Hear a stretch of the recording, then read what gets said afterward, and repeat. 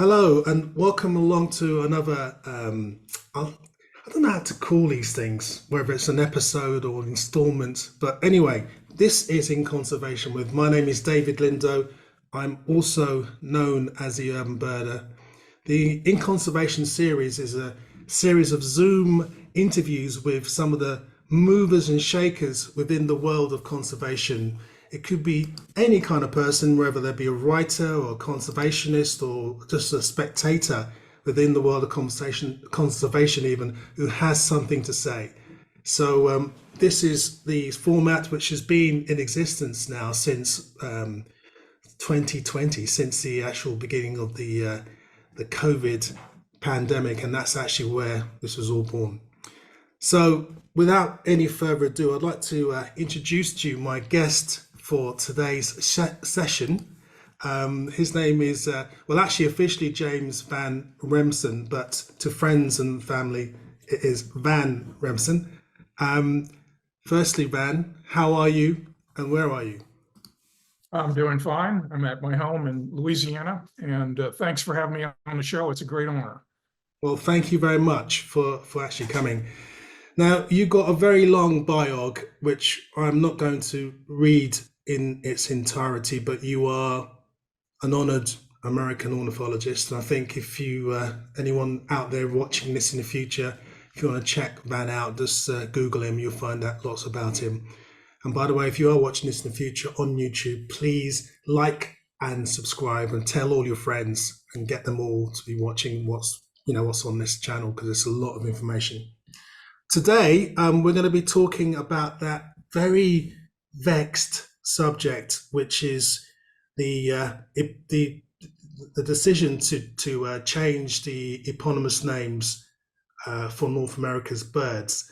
Some of you may remember a few weeks back, my good friend Ken Kaufman and I were talking about the very same subject. Now, Ken was very much in favor of these changes, and he gave a very good account as to why. And there was a debate which ensued about this whole subject. But I was approached by Van, as well as a couple of other people, including my new friend, even though I've not met her, Rachel Hopper, to talk about the flip side of this coin. Now, I'm based in I'm actually in Spain, but I'm based in the old world in Europe. And Van and I were just talking just now. Previously, I was thinking that not many people in the UK really kind of have sort of thought about this much, but it seems to be a big thing in the US. So I've asked Van to come along and just to talk us through what the thoughts are in terms of the validity of this idea. So firstly, before we actually hear your opinion, Van, can you explain your sort of situation in terms of how you got involved in this particular conversation? Sure. The American Ornithological Society has decided to remove all eponymous bird names in the Western Hemisphere. And this comes from a committee recommendation, their ad hoc English Bird Names Committee, which met every 2 weeks for 2 or maybe 3 years.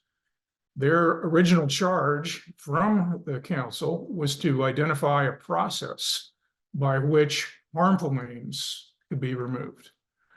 And that is something I'm in favor of. Everybody that I know is in favor of. We are all in favor of removing obstacles to participation in birds and ornithology. There is absolutely no argument there. We should all be united behind that, figure out what the bad names are, get rid of them.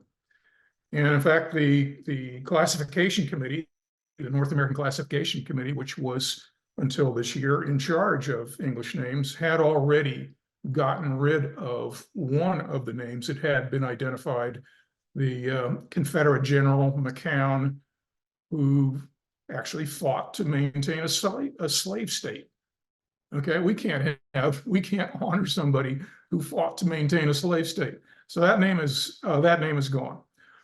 The committee, however, actually did not fulfill their charge, which was to outline a process, a fair process for identifying and removing those names. They basically said, they threw up their hands in the air and said, that's too difficult. Judging people in the past is a tough thing to do. And I can see that. I sympathize with that. And we don't think this is the way to go. We think the way to do it, the simplest way, is to just get rid of all eponyms, all bird names that are named after people.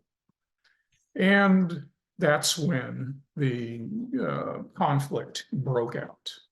And that's what we're discussing here today. Now, the reason I'm deeply involved in this, well, first of all, I was on the North American Classification Committee and the acting chair of the South American Classification Committee. So that directly puts me in the line of fire on this. But as many people know, two of the people whose names are going to be changed are very close to me personally.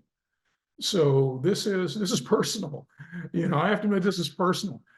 Ted Parker was a name familiar to a lot of the bird people out there, was my best friend. He was killed in a plane crash. He was serving forests in Ecuador for Conservation International. So he was killed in the line of duty fighting for conservation.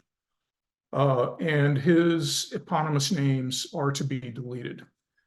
The other person who is very personal to me is John O'Neill. John O'Neill is at LSU here and was really the founder of our tropical program. He gave me my start. I owe everything to John O'Neill. And one of the eponyms also honors John O'Neill. So this is a cause that I take very personally. Can I just quickly interrupt? I mean, I thought this was about North American birds. You're talking about birds. No, this is about all 260 some eponyms in the Western Hemisphere. But surely, I mean, how can North America or USA tell people in Colombia or whatever that they need to change the names of their birds? I mean, I don't understand how that works. Well, the South American Classification Committee, which I started and then moved to under the umbrella of the American Ornithological Society, is the AOS's committee that is in charge of English names in the tropics. And it's staffed probably half and half by people from South America and elsewhere.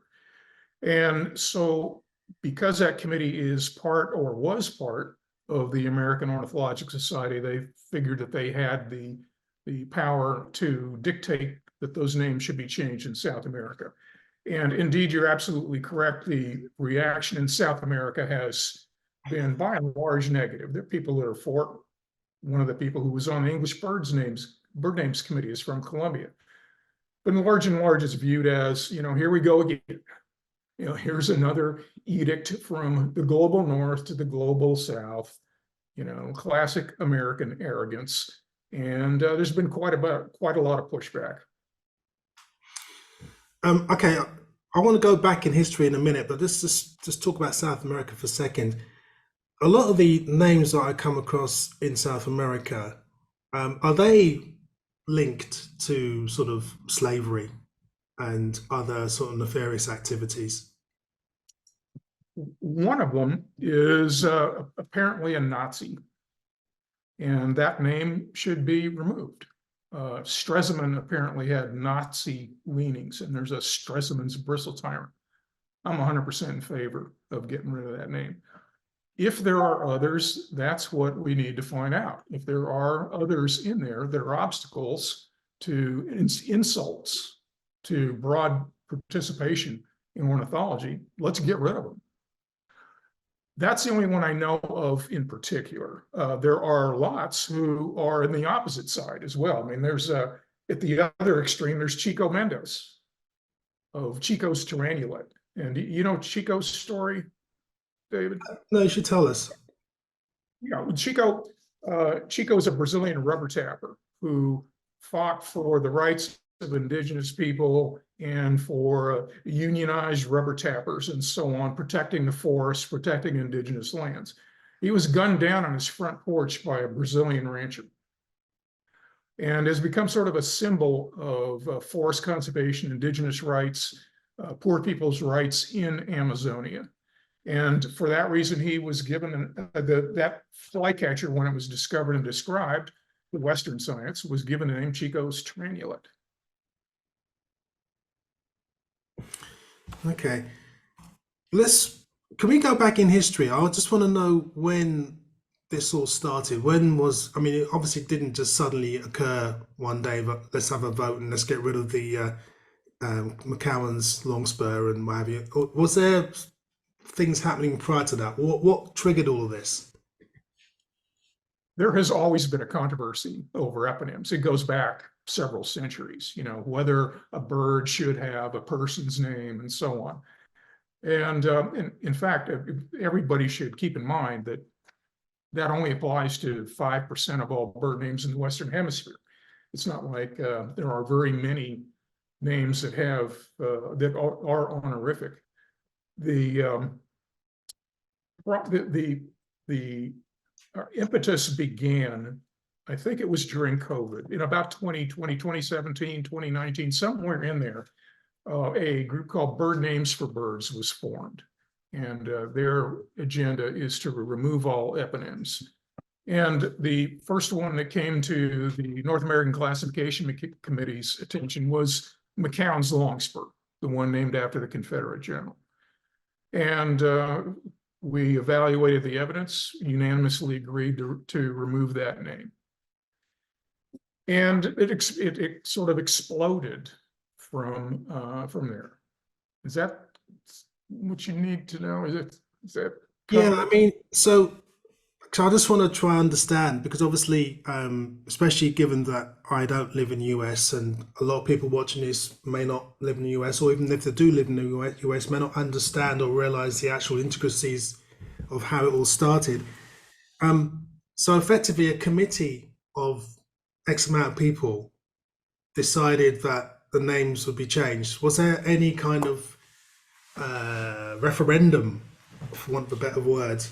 Was there any kind of referendum amongst people? Because one of the things that when I was speaking with Ken, came across was that he was saying that, for example, a lot of Afro-Americans were delighted at the news that these birds would be sort of, are going to have their names changed.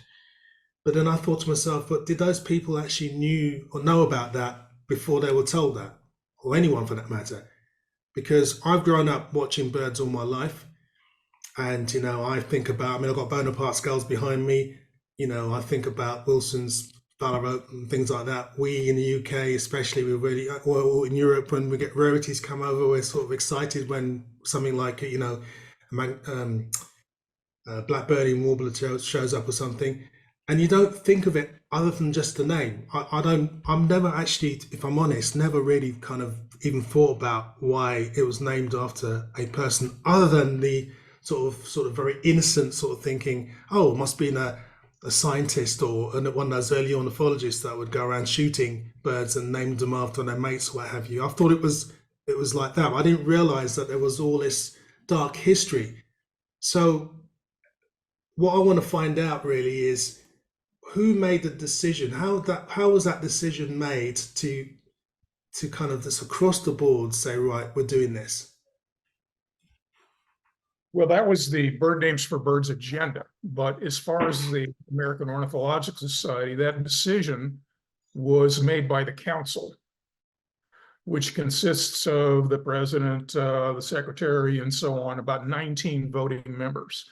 They made that decision based on the recommendation from their ad hoc committee that they appointed to look into the process of removing harmful names. Okay, the recommendation came back, the way to remove harmful names is to remove all names. The council voted and then announced this to the world and the membership on November 1st. So that's the mechanics of that. They also removed the North American Classification Committee from having any direct control over English names. They did this without consulting the 2,800 members of the American Ornithological Society, the vast majority of whom found out on November 1st that this decision had been made without their input. And that is the source of ire from a lot of members of the American Ornithological Society. Can you explain this ire? Can you explain exactly how this is sort of playing out in the US amongst, or North America amongst birders, rank and file birders? Yes, I can. It is the most divisive issue, certainly that I can recall, in the history of ornithology or birding. I mean, this is bitter fights, bitter exchanges, a lot of acrimony, damaged friendships, lost friendships, and so on. I mean, I remember we had a conversation previously, and you were saying that it was affecting older white birders because they were thinking that their views were deemed as racist, misogynist, and colonial. Yes, yeah, through that. that's correct. The demographics on this is that a lot more younger people are in favor of changing all the eponyms than older people, for sure. And that's about as surprising as water is wet. They've been used to those names for a long time. They understand the importance of stability and so on. So older people are definitely more strongly in favor of keeping the non-harmful eponyms than the younger generation is. But they were never really consulted about this. It's pretty clear that the leadership of the American Ornithological Society is not interested in their views at all. Even though these people built the society, there are 18% of the American Ornithological Society members are life members. Most of them are older. And the council is clearly not interested in what they have to say. The council was lobbied to have a poll of its membership, the people who elected them, and repeatedly rejected the idea of getting input from anybody besides a select few. And the input that they did get, which is from the North American Classification Committee, was 100% opposed. I emphasize 100% in favor of getting rid of harm. This is the tricky part. We were 100% in favor of getting rid of those harmful names. That's what we all should be working on. We were 100% opposed to getting rid of the rest of them, which I think is a vast majority. Surely, if there's only like 5% or a very small number, I think it's 200 and whatever species affected, surely a quick Google search will sort of, or even there's books out there talking about who's named after what bird. Surely that, as a quick read, you know exactly who's who, surely? Yes. In fact, eponyms are a window into the history of ornithology for just that reason. There are 3 books, I think they're 400 to 500 pages long, that go into the backgrounds of those people. Okay. Now they're usually not, the parts of it are glossed over depending on which biography you read. Yes, it is easy to find out sort of a skeletal biography of their contributions and what they did and why the bird was named for them. So why wasn't that approach taken then? That's a good question. That approach was taken for a few who were clearly bad people by any standards of the era. But that approach, to my knowledge, was not taken for the other 150 to 200 people who bear names of birds. So that's what the AOS Council asked the English Bird Names Committee to do, was to figure out a process for identifying those people, those individuals. And their solution was, we're not going to do that. We're going to just get rid of them all.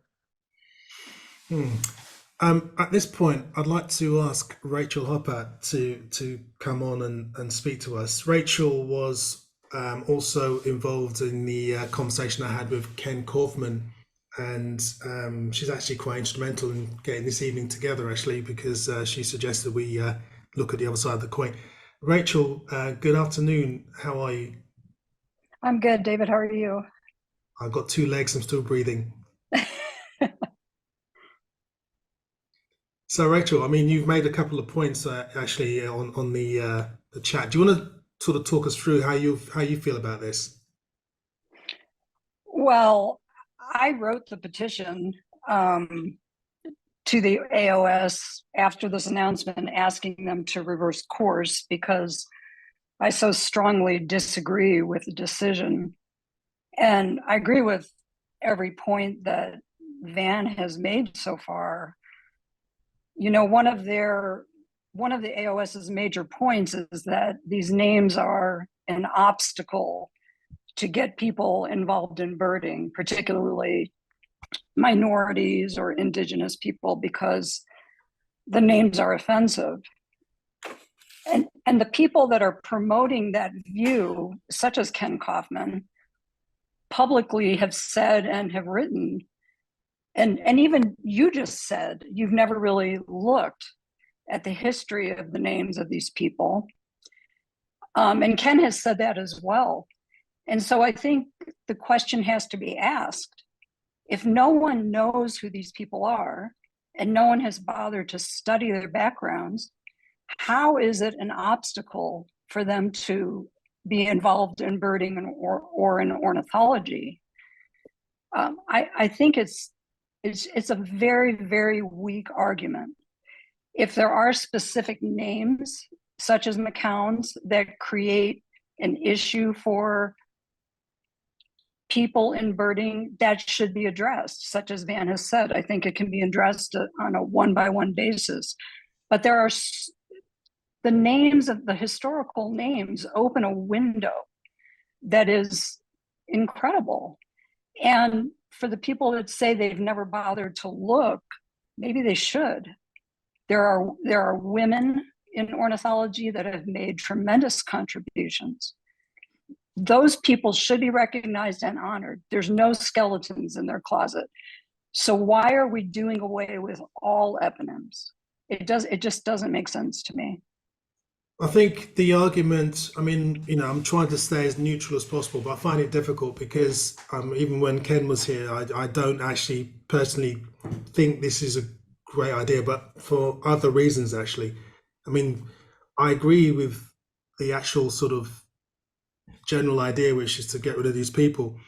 But I also feel it's a kind of cancelling of history situation as well.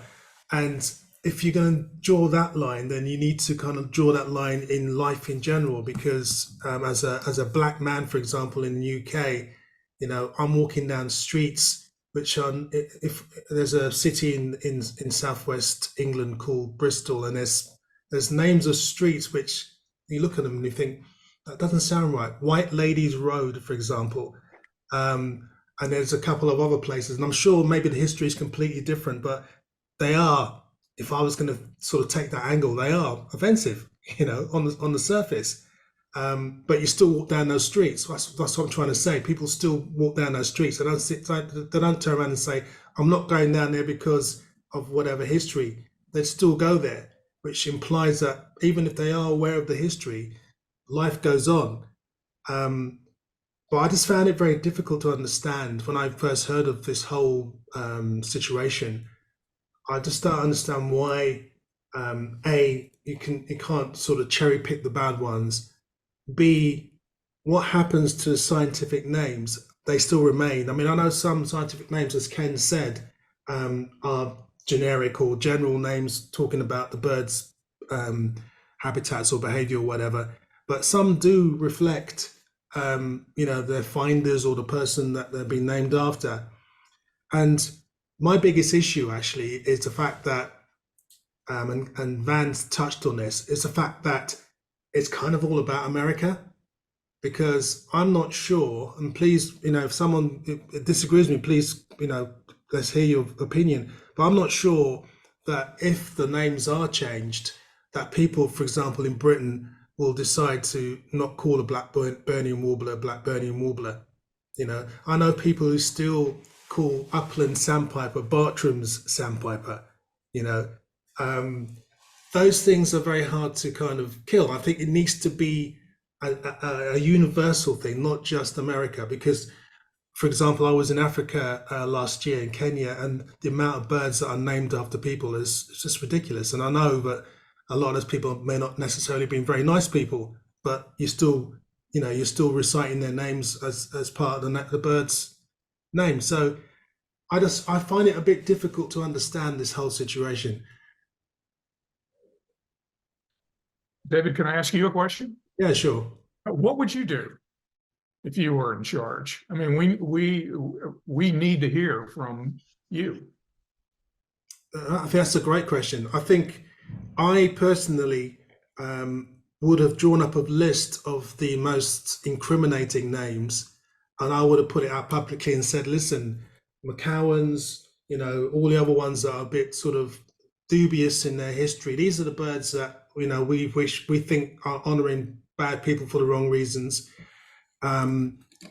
What do you think? I'll put it out to the people, and I also, alongside that, would suggest alternative names as well, because that's the other part of the argument for me. What happens? Who decides on what the Bonaparte gull is going to be called? Well, that's going to be decided by a new English bird names committee. Right.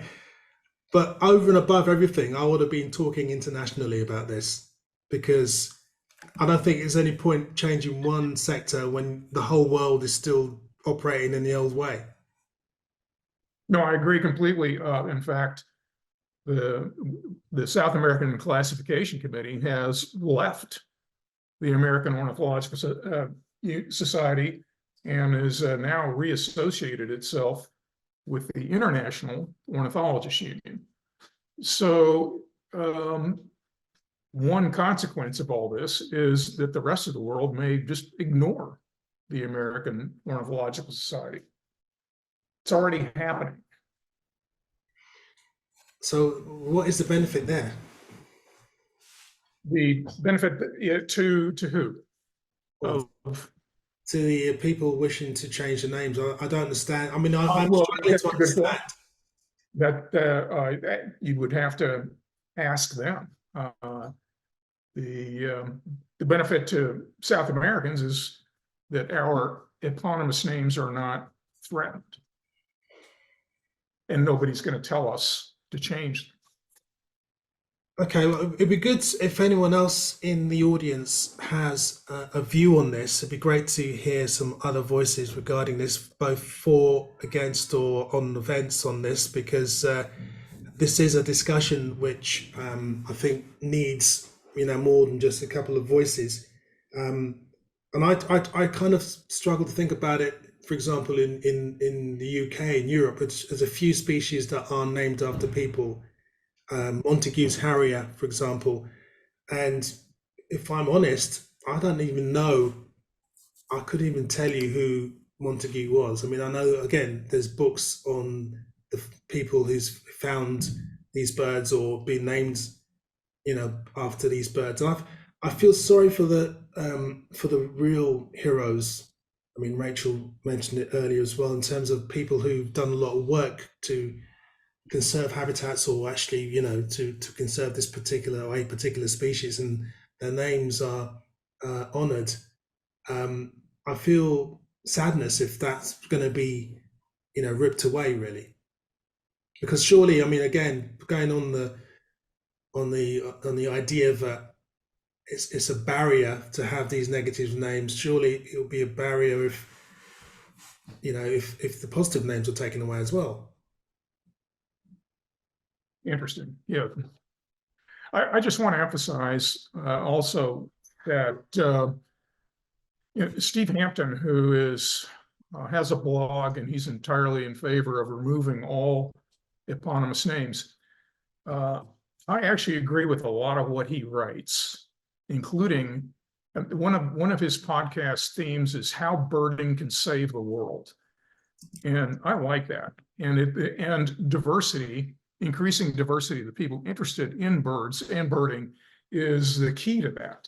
And so all of this is so unnecessarily divisive, in my opinion. You know, we ought to be working towards positive initiatives to get more people interested in birding from more backgrounds.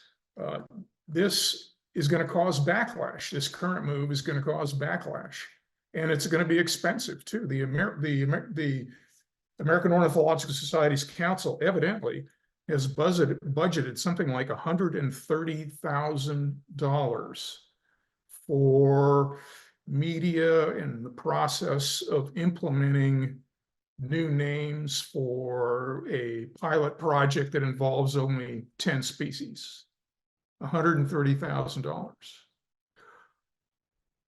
I suspect that you're thinking, David, how many other ways you might use $130,000 to promote diversity in birding. There'd be much better ways of doing that, I'm sure. Do the people who've made these decisions, do they come out and speak? Have they sort of done talks like this, talking about why they come to this decision? Yes, there was a public forum in which 2 or 3 of the council members addressed questions from the audience and defended their decisions. Okay. Deb, I just wondered if you'd like to step into the fray.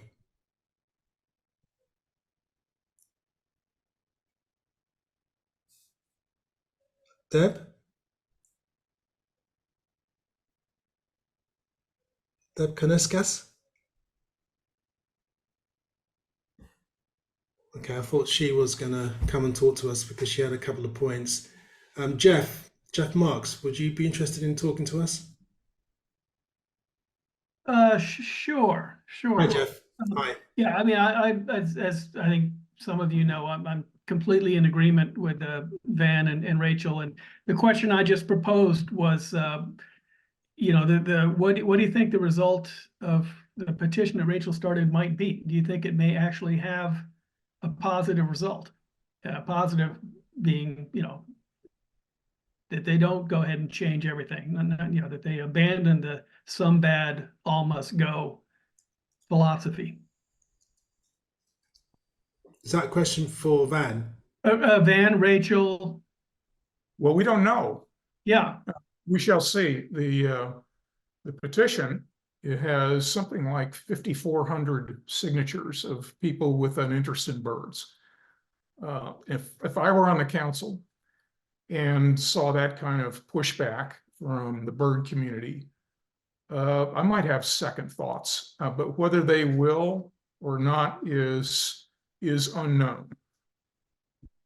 And I signed it when it first came out, and I haven't looked at it since. Rachel, was there something in there that indicates whether people were AOS members who signed the petition? So as I posed in my question, where we're almost twice the number of people have signed the petition that belong to the AOS, I'm wondering what percentage of AOS members have signed it. Yeah, I actually don't know. I have access to the signatures, but I do not have access to the membership roster for the AOS. So there's no way for me to figure that out. I know there are AOS members that have signed it because they have left public comments. But other than that, I really don't have a way to vet that.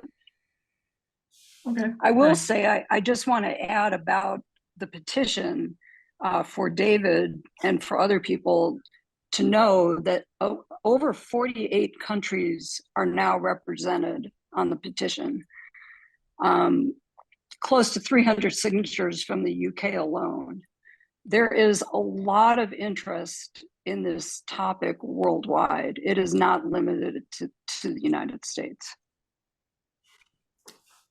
Yeah, nor should it be. Should it be? Because obviously, it is something that's going to affect the world really. Because as someone mentioned in the previous conversation with Ken, I mean, things like species like Leach's petrel, which is found and breeds not only in North America, but also in Europe. You know, what happens in cases like that? It's interesting. Thank you, Rachel. Deb, I believe your microphone is now on. Is that right? Yes. Wow. How you doing? Okay. So it seems reasonable on the surface, I think, to get rid of the bad names. But if we do that and the rest of the world doesn't recognize it, it's going to become extremely confusing. I also think that we should learn from history and not cover it up. This is a big issue right now in the United States. There's a lot of discussion, not about birds per se, but about Confederate statues, about other changes, trying to kind of cover up history or deny history. And I can see both sides of it. Obviously, I am not of an indigenous background, nor am I African American, although I do have family members that are African American. So I can't say that it would stop me from birding if the bird had a Confederate man's name. In fact, I didn't even know today about the larkspur. I don't know of anyone who's been not want to bird because of the bird's name. I have not ever heard of that. No one has ever said that to me. And I participate in birding clubs and festivals and so forth. And I talk to a lot of people about birding. I don't know anyone who has been affected by the names in that way. Do you feel as if you are being misogynistic and racist by sort of speaking and uttering these birds' names? I mean, that's one thing that when I was talking to Van, that's how some people feel. Do you feel that you're not kind of trying to think of the right words? You're not really supporting the cause, as it were. I don't know. To be honest with you, I had not heard Ken's discussion yet, and I do want to hear that before I make my final decision about this. I definitely can see an argument to get rid of the names that are offensive. But then we have to say offensive to who and for what reason. I do think that the names that are honoring people, for instance, Ted Parker, I mean, there's a good reason why the bird was named after him. But again, do we really want to cover up all the history of birding? I mean, how far are we going to go? Are all the birds named after Audubon going to be taken away because he used to shoot birds at a time when birds were shot routinely? It's hard to say. I mean, look at the United States and the presidents. We had presidents that were slave owners. Should we take their names out of the history books? How far are we going to go with this issue? I do think that there's an argument that says to leave the things alone and let people learn from history from the names. I think that has some validity there. That's interesting because back in England during the pandemic, there was a riot because of the Black Lives Matter thing was kicking off in the UK, and a statue was pulled down of a slave trader in Bristol, pulled down and thrown into the canal.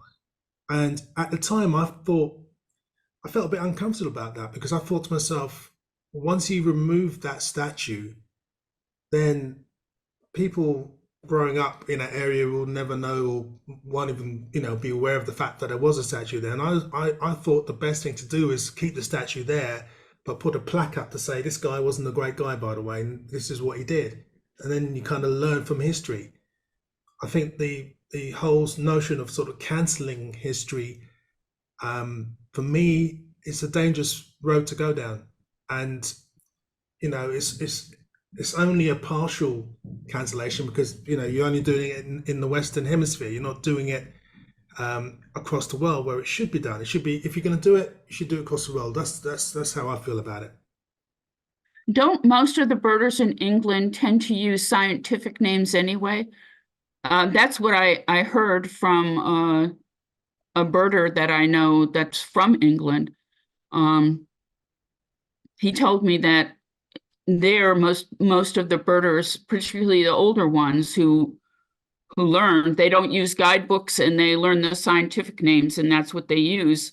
I've heard some people say that it's been confusing to them when they go to other countries to bird because the names are the scientific names and not the names that we tend to use, the common names. I think in the UK we tend to use the common names. So Okay. if we're looking at osprey, what have you, then that's an osprey, same as with you. The scientific name comes in when you're sometimes birding in Europe. I remember being in Poland once and looking at a black woodpecker and trying to talk to my guide who didn't speak much English and said, I said there's a black woodpecker, and then he shrugged his shoulders. And then when I kind of remember the scientific name, suddenly, oh yeah, that's what it is. I know what it is. So it's a universal language, and I can see, it's a good thing to do. But I think in the main, and please, anyone from England or Britain here now, please jump in if you wish. But we do tend to use the common name. But what is interesting is that I'm struggling to actually think of many British birds with eponymous names, and most of them are vagrants with those names. I mean, obviously, I mentioned earlier Leach's petrel, which is a bird that I think breeds in some of the islands up in Scotland as well. Montague's harrier is another bird I mentioned, and I can't remember who. I think I don't know who he is actually. I can't remember at all. But then the rest of the birds are mostly, either common this or red-footed that or Eurasian the other. Very few actually are named after people. So I wonder, is there a higher proportion of eponymous names in North America than there is elsewhere? I don't know if that's a question that Van could answer, for example. I couldn't answer it with authority. I would say probably the Western Palearctic has the fewest eponymous names, but Africa, Asia, and so on have plenty of eponymous names. Dave, would you mind if I shifted to something else? Yeah, sure. The sort of lost in all this.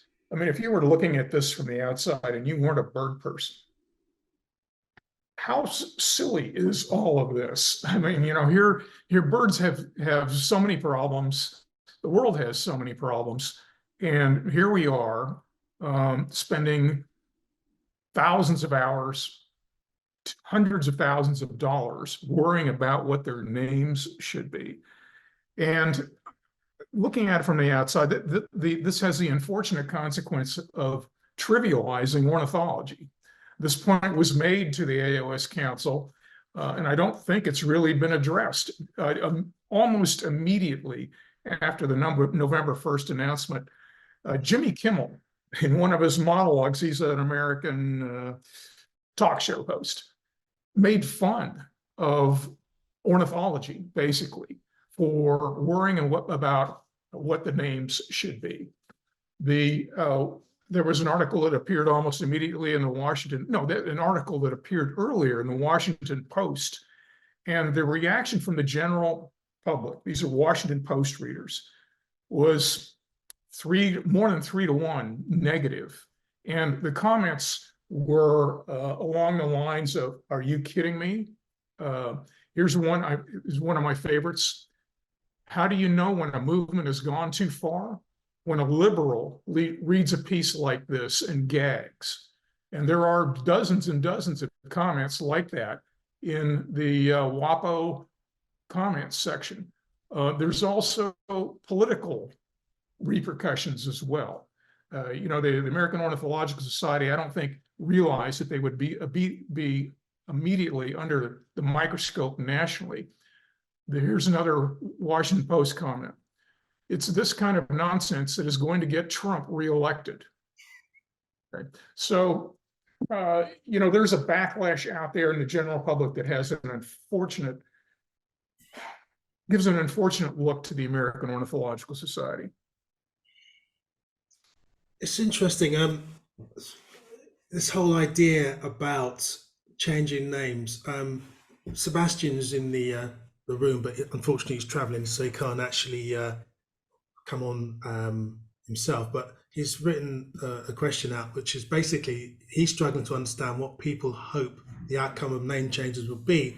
Because he made a good point. In all names, if all the names would change, what would be the impact on the average folk out birding on a Sunday morning? How many bird guides using old classification will be still out there being passed down and shared by families and friends? How many birders will be learning the names from friends and relatives who introduced them to the pastime, science rather than the revised names? So that's a good point, actually. For the average birder, what does that mean? Because, it means that you're going to have to relearn a whole bunch of names. And in the previous conversation with Ken, someone actually said, you know what, it's a positive thing. Some of those names are pretty stupid anyway. Let's get some, habitat related names. But then that opens up for me another Pandora's box, which is some of these birds that haven't got eponymous names have stupid names anyway. So we have to rename them as well. Where does that leave us? Yeah, that's such a good point. There are so many bad descriptive names. Some of them are absolutely wrong. Mountain plover is one. Mountain plover is a prairie bird. It's a signature species for shortgrass prairie. It is a major conservation concern. Yet we continue to call it the mountain plover. Yeah. Trying to answer this from the other side. The bird names for bird people would say that a descriptive name is a better introduction to the bird and helps people learn. Okay, so if every new descriptive name was a better name in terms of providing information about the bird, that would be a positive. That would be what they would say. Which I broadly agree with, but then where do you draw the line? Because, I think you have to rename most birds, or a lot of birds even, because they are badly named. I mean, the orchard oriole, all the orchard orioles I've ever seen were not in orchards. Is it a specific habitat that they inhabit, or was it because the original people that named it saw it in an orchard? I mean, it's things like that. Where does it end? The function of a name, it's like a barcode, but using an alphabet. It's so that we're all on the same page for communication. And we really don't think that much about the names. Has anybody ever thought about hairy woodpecker? It doesn't have any hair on it. It's a bird. Evening grosbeak is abroad throughout the day, and so on. How about David Lindo? Is that an accurate description? Would you rather change your name to something that would help us learn how to identify you? Anyway, the point of that is that I think the rationale for the value of descriptive names is pretty weak. Somehow, we've managed to learn what an evening grosbeak looks like, even though probably most of us have never seen one in the evening. We've never seen a mountain plover on a mountain, but we still managed to learn the name. And that's the important thing about names, communication. It's bad enough when the classifications have changed. I come from an old school where, I still look at a bird book and expect loons to head the list, then grebes, and then, but here we now have ducks to start off with. And I think, that is also a hindrance for people's learning about birds, because you have to learn the whole new classification. It's always a case of thumbing through the book to find out where a particular species is, whereas when it's all sort of, in place and has been for decades, everyone knows exactly where to go and to look for a particular bird. So you know, it's where do you draw the line and all this stuff? You know, it's changing names is one thing, but what do you change it to? And then why don't you change the other names? I mean, at the end of the day, Van, what is the outcome? What can we expect in 40 years' time, for example? Are we going to be in a very different world where these names are changed, or are we going to be in a situation where we're still arguing, do you think? Good question. I can't answer that. I hope we get past this as soon as possible. I mean, we've got more important goals, like increasing diversity of people interested in birds. You know, the birds will sell themselves. All we have to do is get people out there to look at them, and that's something we can work towards. The conservation of birds, which is your focus, that's something we can work. Let's get past this name stuff as soon as possible. I just don't see, well, that this is a productive enterprise. It just makes us look silly in the eyes of the public. It trivializes bird conservation ornithology. Yeah, Deb's come up with another point regarding birds named after places. Baltimore Oriole. What is a Louisiana heron? What's that? Well, now it's called the tricolored heron. Okay. But when I first started birding, when I was quite young, it was called the Louisiana heron. I went to college, got a job, raised a family, decided to get back into birding. I kept looking for the Louisiana heron. I had no idea the name had been changed. I was looking in the guidebooks for it. That bird I knew. And then one day I happened to flip the page and see the tricolored heron, and oh. So my question again, why was that name changed? Okay, but let's ask another question. Before you answer that, Van, let's ask another question, Deb. When you realized that the Louisiana heron was called a tricolored heron, how long did it take you to get used to the tricolored heron?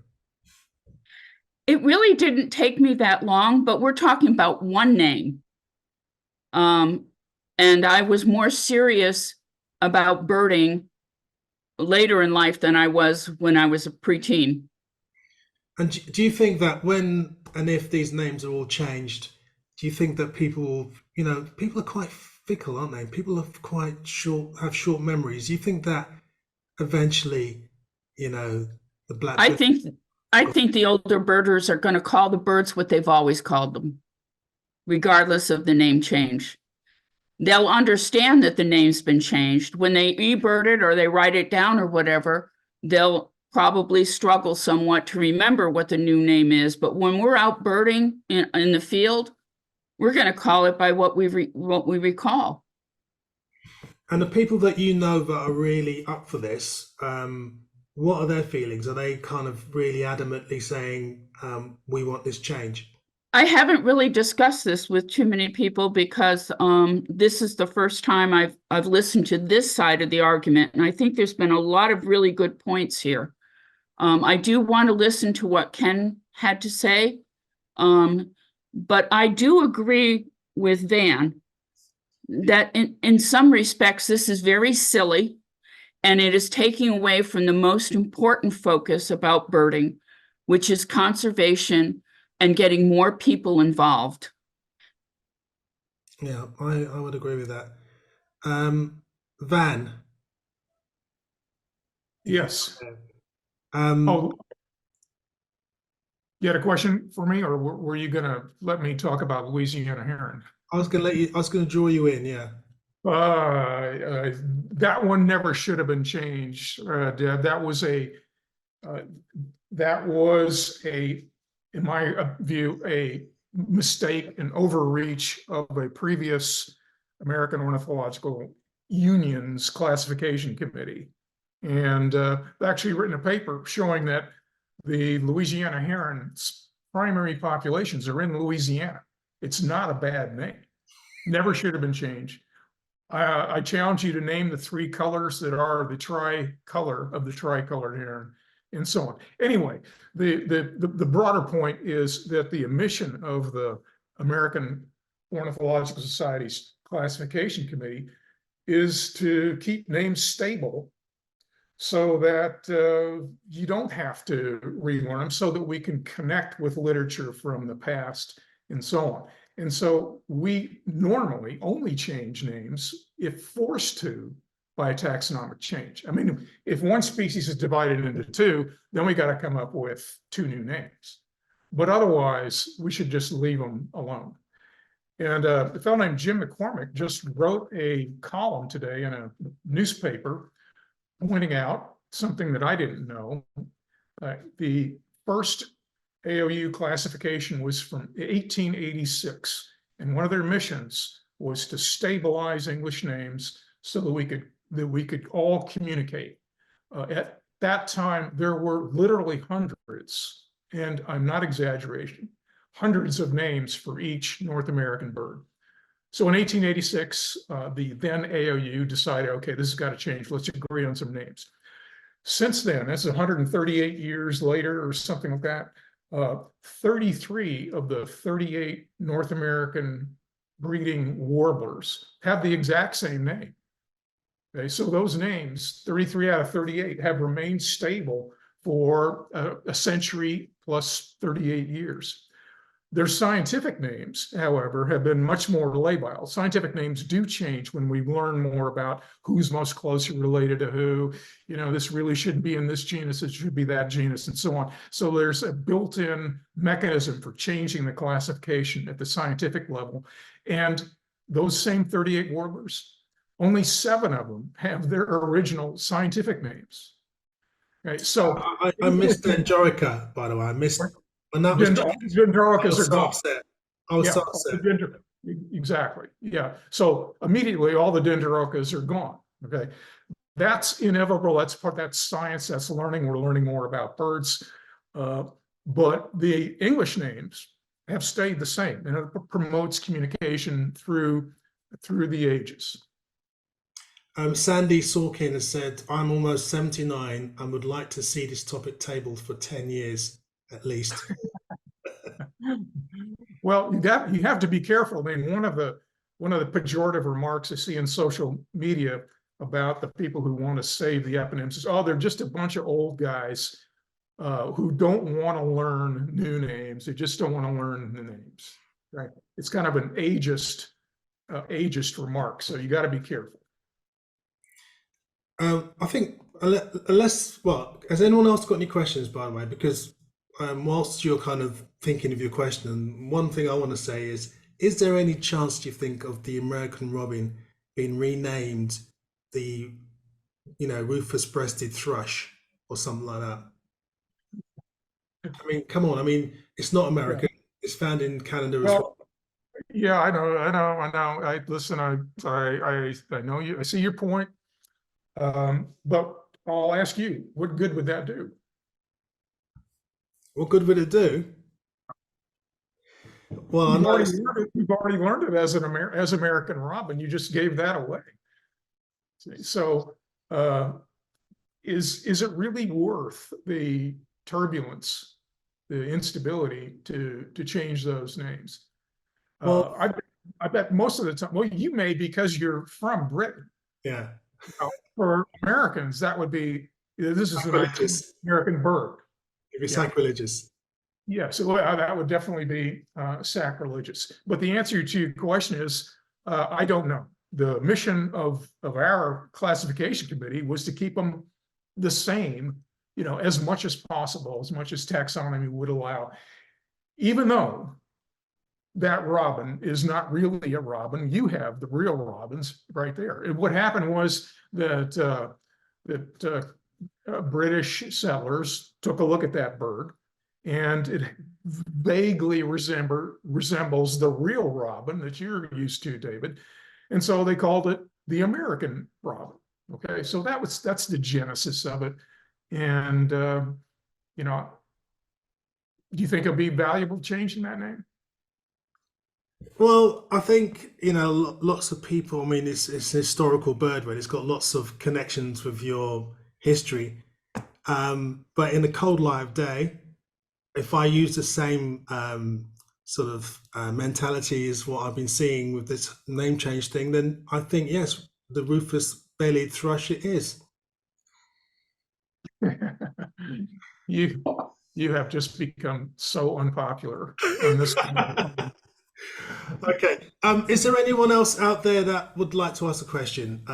Because we've had a conversation now for an hour. Just want to find out if there's anyone else. I think we can kind of wrap it up, and I think it'd be interesting. Oh, Dennis. Sorry, Dennis, my good friend from Connecticut. How are you, sir, this afternoon? Hi, David. I'm well, thanks. Good to see you. Yeah, 2 surprise meetings this week. Yeah, one tomorrow as well. Yeah. Which also relates to this in a way.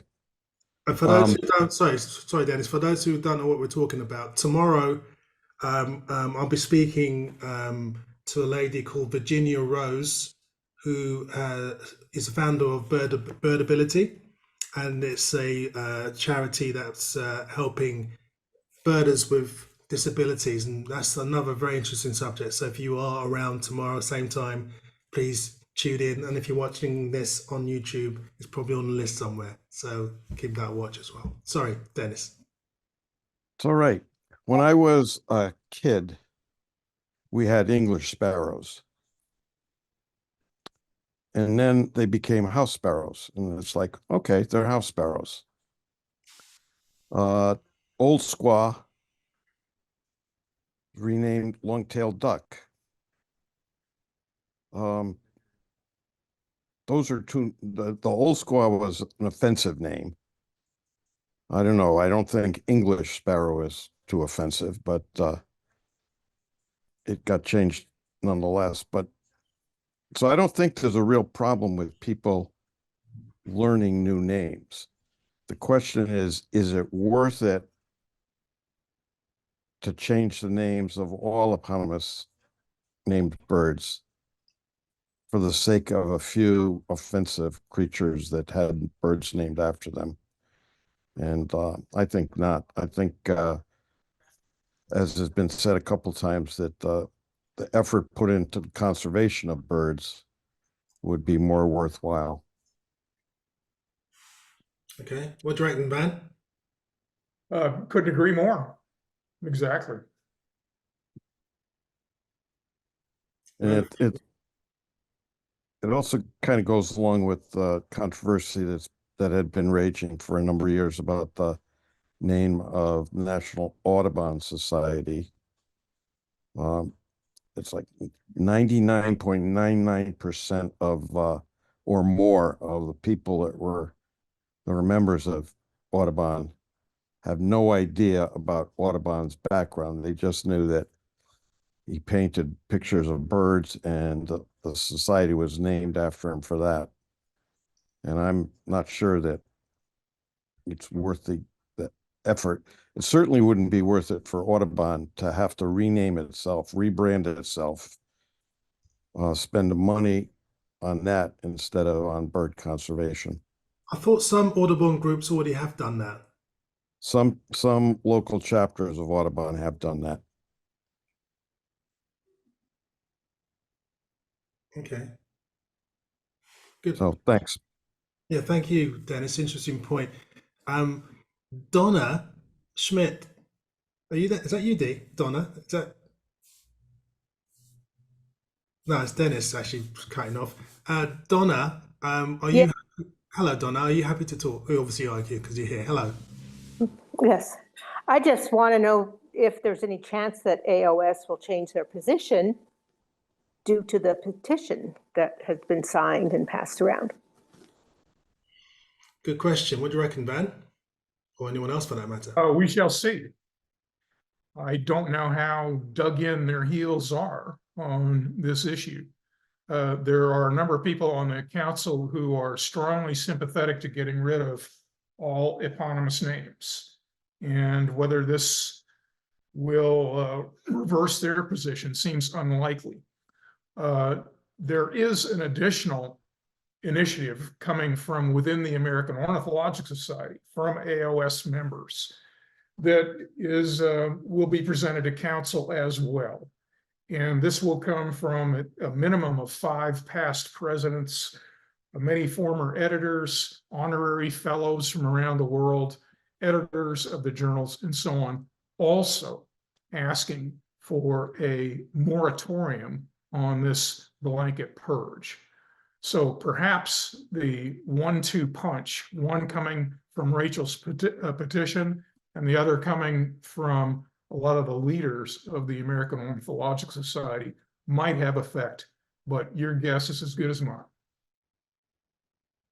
It just seems to be a bunch of silliness, given everything else that's going on in the world.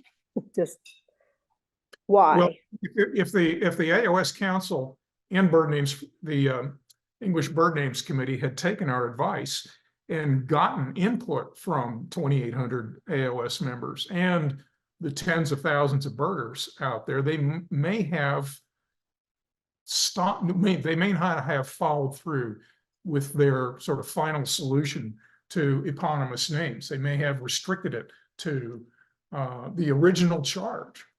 The original charge for that committee was figure out a way to identify the ones that are obstacles to participation.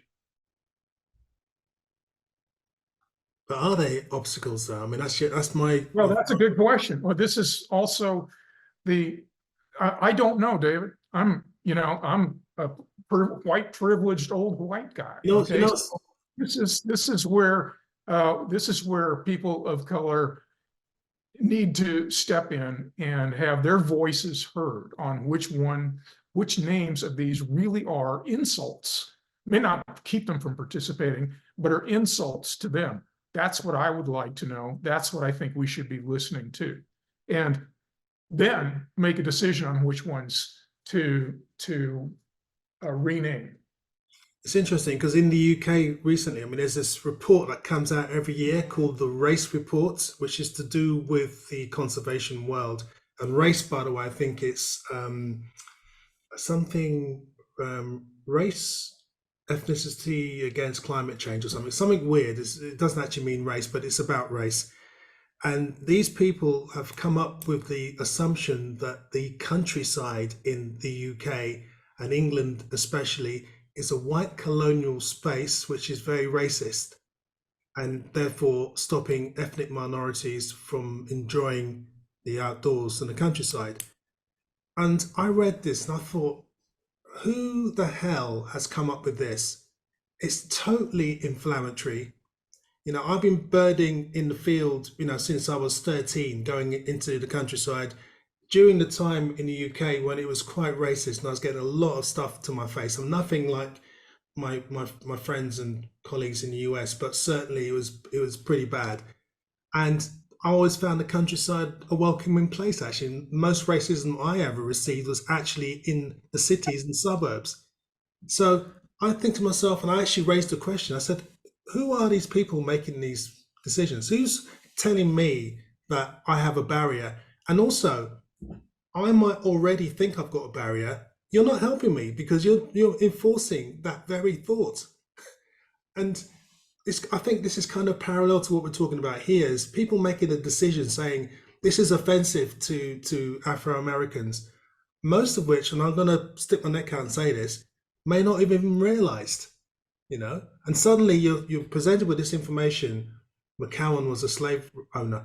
Oh, really? Okay, in that case, yeah, I'm offended. But why is that decision being made on behalf of someone else? Shouldn't those people who are potentially offended be raising these points?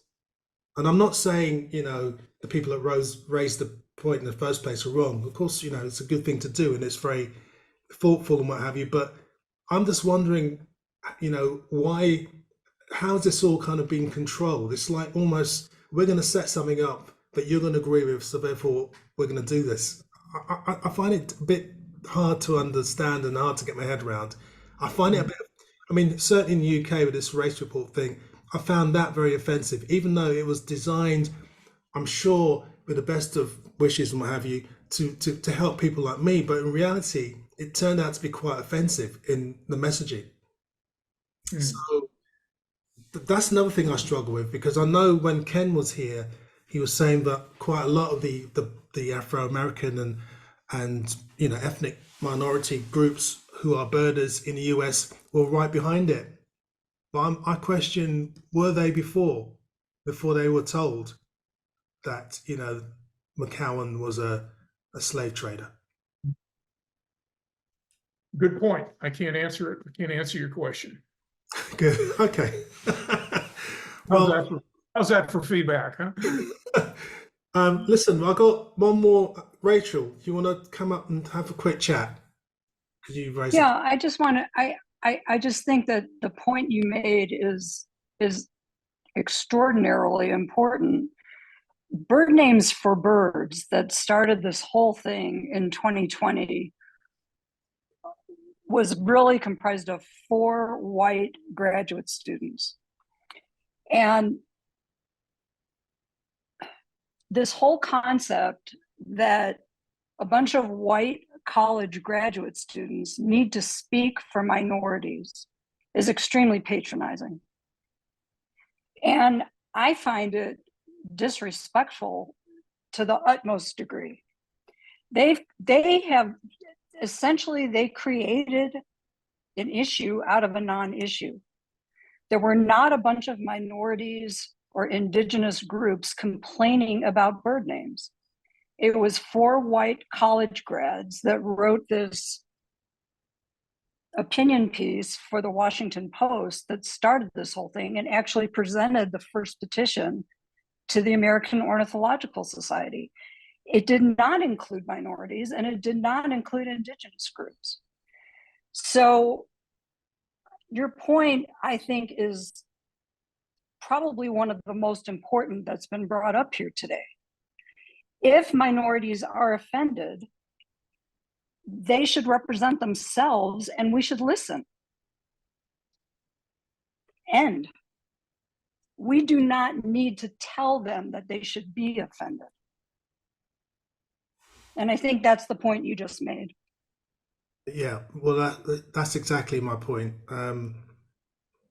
And again, living through the pandemic in the UK when the Black Lives Matter thing kicked off in the UK in a big way, and there were people who were actively pointing fingers at, in our world, at birders living in other places outside of London, for example, in the countryside, accusing them of being racist, making blanket assumptions because you're white, you're male, you're middle class, you're over a certain age, it means that you are going to be racist. And I think all of that stuff is so unhelpful because it's raised by people in the main who are, I mean, there were 1 or 2 people at the time I was particularly watching who were all about just trying to trade in pity and other people's pity, people, who claim to have been racially abused whilst out birding and who cite instances which sometimes sound as if they happened to someone else, but use it as ammunition in order to get more prominence. And don't get me wrong, I'm not saying that everyone did this, because obviously that people have suffered from racism and things like that. But I get a little bit suspicious, like with this race report, when you kind of know that there's a bunch of white people sitting in an office in the countryside somewhere thinking, we need to be right on here. We need to do the right thing for everyone else and make decisions on their behalf and give them information that will make them think, oh my God, yes, I need to be sort of under this umbrella for you to protect me. Almost, that's how it feels. And it just really annoys me because then you've got people who are suddenly thinking, oh my God, that means I'm racist or whatever, because I support this or I do that. And other people who may not have been racist or maybe a little bit racist become racist, thinking, right, well, in that case, I'm out and out racist now because I don't care, who are you pointing fingers at me? And I think all these things are very divisive. And I think, as Van said right in the very beginning, I think it's all about the bigger picture. The bigger picture is conservation. The bigger picture is getting people involved, regardless of their creed, color, race, whatever, getting people involved. And if you start putting up fences and barriers, i.e. because of names of birds or perceptions because of this might happen if you go here, that's gonna be a bigger problem in the future than renaming the birds. It's just ridiculous, I think, in some respects. Okay. Well, I've said my little bit. To hear your perspective on that. Pardon? It's great to hear your perspective on that. Yeah. Yeah, I mean, I'm not sure. You know, I don't really care if people agree or not, because in terms of, for example, the Afro-American community or even my community in the UK, I've often felt that you know, in terms of, for example, talking about racism in the countryside, I turn around and say, well, I've never received that. I've received nothing but, you know, warm welcomes. And same when I go to America. Whenever I go to America and I'm birding anywhere, I get very warm receptions all the time. Never have I ever felt as if I'm in the wrong place. I've always felt, you know, welcomed and part of the fold. So I think that's the most important thing. You know, that is the most important thing. Just be welcoming and get everyone involved. It's simple. Right. And whether changing eponymous bird names furthers that goal is, I would say, I think dubious, but I'd say remains to be seen. Okay.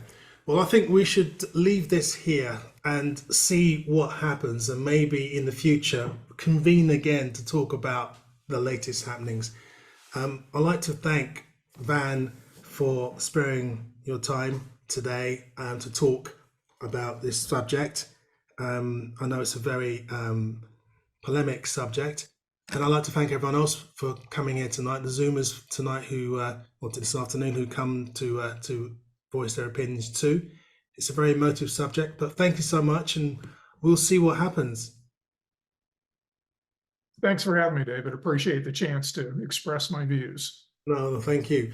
If you are around tomorrow, it'd be great to see you again. We've got Virginia Rose here, and we're talking about disabilities in birding, which I think a lot of people have actually, and many people sometimes are too ashamed to talk about it, but we're going to discuss that tomorrow, so I'm looking forward to that. But if you can't make it, then go to the Urban Birder World YouTube channel. You'll see it there eventually as a recording, along with 170 other recordings with a ton of different people, ranging from Margaret Atwood all the way through to research scientists sitting on an island in the Pacific looking at rats, you know, all sorts of stuff. So please tell your friends about In Conservation With, like and subscribe. And I'd like to thank everyone for coming. And don't forget, guys, most importantly, keep looking up. See you soon.